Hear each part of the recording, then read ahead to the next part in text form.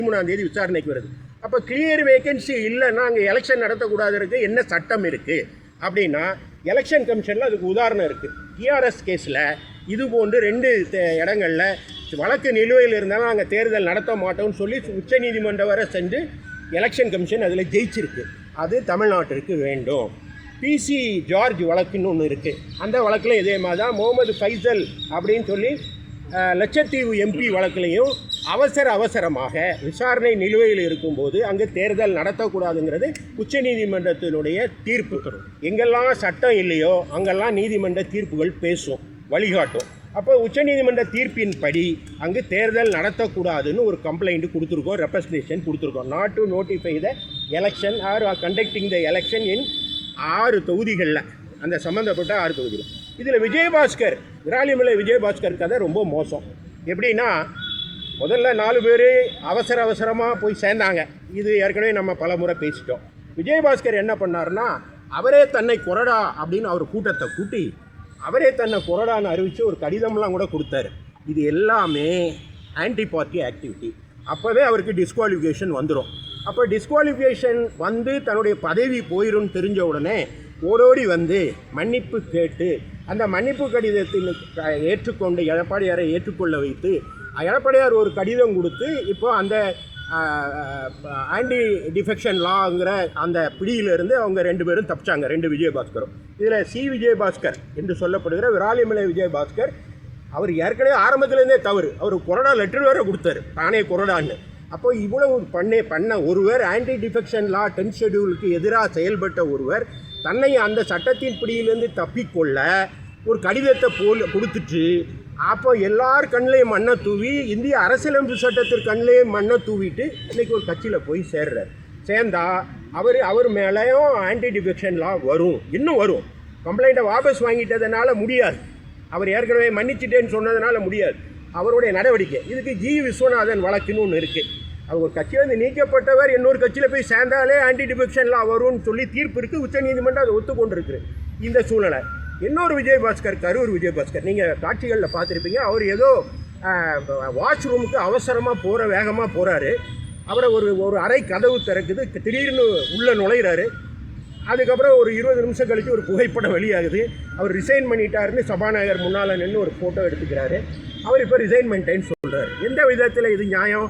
கட்சியில் இருக்கிறவர், ஏற்கனவே மன்னிப்பு கோரியவர், நான் இந்த தவறை மீண்டும் செய்ய மாட்டேன், கட்சி விரோத நடவடிக்கையில் ஈடுபட மாட்டேன்னு சொல்லிட்டு அவர் இவ்வாறு ரிசைன் பண்ணிட்டு போனால் அது அரசியலமைப்பு சட்டத்தை அவமதிக்காதாகாதா? அப்போ நாட்டை வழி நடத்துகிறது எது? அரசியலமைப்பு சட்டம். அரசியலமைப்பு சட்டம் பெருசா, தன்னுடைய சுய லாபம் பெருசானா அரசியலமைப்பு சட்டமே மேலோங்கி நிற்கும். எனவே நான் எல்லாம் சொல்லி முடிக்கிறேன். அரசியலமைப்பு சட்டத்துக்கு எதிராக அவர்கள் செயல்பட்டதனால் அவர்கள் மீது இவர்கள் மீது தனியாக ஒரு விசாரணை ஒன்றை எலெக்ஷன் கமிஷன் நடத்தணும். எலெக்ஷன் கமிஷனுக்கு என்ன அதிகாரம் இருக்குன்னா, sir free and fair election பியூரிட்டியாக நடக்கணும் அப்படிங்கிறாங்க. எலெக்ஷனை மட்டும்தான் பார்ப்பாங்களா?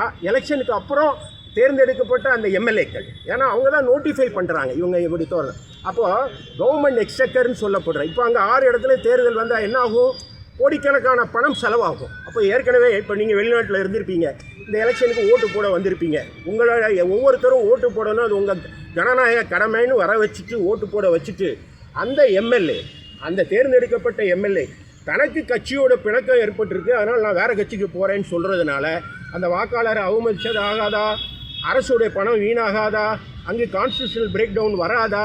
கான்ஸ்டியூஷனல் மாரலுக்கு எதிராக அவர்கள் செயல்பட்டதா ஆகாதா என்ற கேள்விகள் வருது.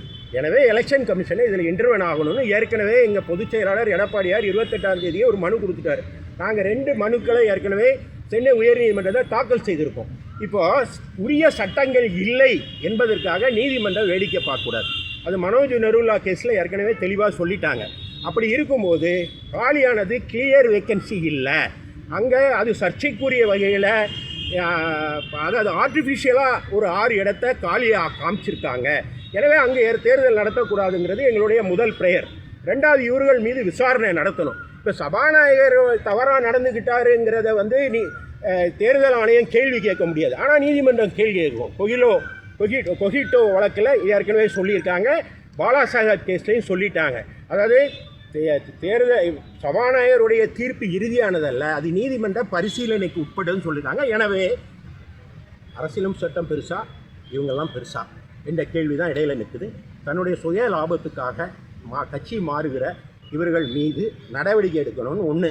ரெண்டாவது, தமிழ்நாட்டில் கட்சி தாவல் நடைபெறுகிறதுங்கிறது வைகோவுடைய பேட்டியில் நீங்கள் பார்த்துருப்பீங்க. அவரே முதலமைச்சரே கேட்டிருக்காரு, முதலமைச்சரே வாங்க 2 பேர் ரிசைன் பண்ணிடுங்க வந்துருங்கன்னு. அது மட்டும் இல்லாமல் நேற்று 2-3 சம்பவங்கள் எஃப்ஐஆர்லாம் ரெஜிஸ்டர் ஆயிருக்கு. எனவே இதை ஏற்கனவே கவர்னர்கிட்ட நாங்கள் மனு கொடுத்துருக்கோம். கவர்னர் தான் கான்ஸ்டியூஷனல் ஹெட் ஆஃப் தமிழ்நாடு. அவர் கண்ணை மூடிக்கிட்டு இருக்கக்கூடாது. நீதிமன்றங்கள் இதை வேடிக்கை பார்க்காது. எலெக்ஷன் கமிஷன் எனக்கு எலெக்ஷன் நடத்தணுன்னே என் வேலை முடிஞ்சிடுச்சுன்னு சொல்ல முடியும். ஏன்னா ஒரு அரசியல் கட்சியை மேற்பார்வை செய்து அது ஜனநாயக ரீதியாக இயங்குதான் பாருது. எலெக்ஷன் கமிஷன் கொடுத்த அதிகாரத்தின்படி தான் எடப்பாடியார் இரட்டை இலை சின்னத்தை வழங்குகிற அதிகாரம் பெற்றிருக்கிறார். அவர் இரட்டை இலை சின்னத்தை யாருக்கு வழங்குறாருன்னா இவங்களுக்கெல்லாம் வழங்கியிருக்காரு. போட்டியிட்டது இரட்டை இலை சின்னம் இவங்க இல்லை. விஜயபாஸ்கரும் 2 விஜயபாஸ்கரும் இல்லை, அல்லாட்டி ஏற்கனவே ஓடி போன 4 பேர் இல்லை. அங்கு போட்டியிட்டது அதிமுகவுக்கு வாக்களித்திருக்கிறாங்க மக்கள். அப்படி இருக்கும்போது மக்களுடைய மேண்டேட்டுக்கு எதிராக தன்னுடைய சுய லாபத்துக்காக கட்சி மாறுங்கிறது சட்ட ரீதியாக ஏற்கத்தக்கதல்ல. நான் ஏற்கனவே பலமுறை சொல்லியிருக்கேன், லில்லி தாமஸ் கேஸுன்னு ஒன்று வரும், வர சட்டம் இல்லை. ஆனால் 2 ஆண்டுகள் தண்டனை பெற்றால் ஆட்டோமேட்டிக்காக எம்எல்ஏ போயிடும். அப்போ லில்லி தாமஸ் கேஸ் ஒன்று வர சட்டம் இல்லைன்னு நீதிமன்றம் சும்மா இருந்துச்சா? அப்போ லில்லி தாமஸ் கேஸுன்னு ஒன்று வருது. அது மாதிரி எஸ்எஸ் கிருஷ்ணமூர்த்தி, அதாவது எங்களுடைய agri Krishnamurthy versus union of இந்தியான்னு எதிர்காலத்தில் ஒரு வழக்கு வரும். அந்த வழக்கோட தீர்ப்பின்படி இந்த 6 பேரும் டிஸ்குவாலிஃபிகேஷன் ஆவாங்க. நீங்கள் கேட்கலாம், சார் ரிசைன் பண்ணாலும் ஒன்று தான், டிஸ்குவாலிஃபிகேஷன் பண்ணாலும் அந்த லாஜிக்கல் எண்டு பதவி போயிடுதுன்னு நீங்கள் என்ன சொல்கிறீங்கன்னா, கேன்சரில் இருக்கிற ஒருத்தர் சூசைட் பண்ணி செத்தா அது சரியாங்கிற மாதிரி தான் இருக்கும். நான் சொல்கிற உதாரணம் கடுமையாக இருக்கலாம்.